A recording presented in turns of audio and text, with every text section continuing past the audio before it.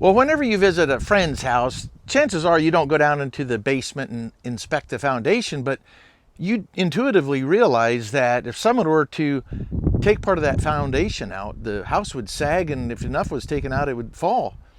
But that's exactly what's happened with America. There's some of our foundation that has been forgotten, and actually academia is intentionally trying to remove. But again, if you take enough of your foundation away, the whole house will crumble.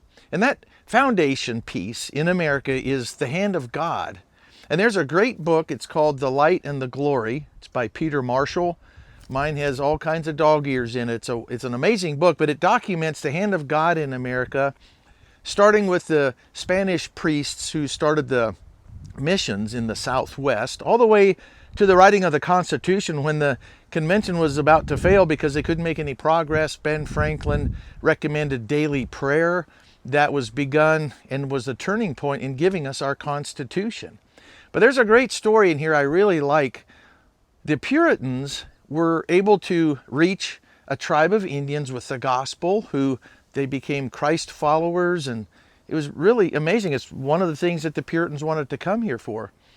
Later on, there was an attack by another tribe of Indians and a massacre on the white people, and some of the settlers just lumped all the Indians together, and because the Christian Indians were nearby, they lumped them in and wanted to counterattack, and the Puritans courageously secreted them away to a safe place where they had to provide them with food. The Indians had no way to take care of themselves in their hiding place, but the Puritans kept them safe, and after everything settled down, obviously the Indians came back out into society, and they started to teach the Pilgrims what they knew of the woods, how to move quickly, silently through the woods rather than bumbling noisily. They taught them their warfare tactics. When you're outnumbered, you don't face the enemy head on, you make a quick attack from cover and retreat, not giving the enemy any place to shoot at.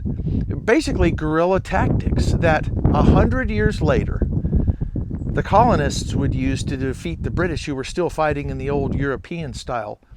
Without those tactics, it's very arguable that the colonists would have never won the Revolutionary War. God took a situation that was very bad and turned it into something good.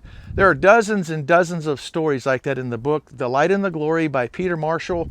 I highly recommend it. Welcome to the Great Awakening.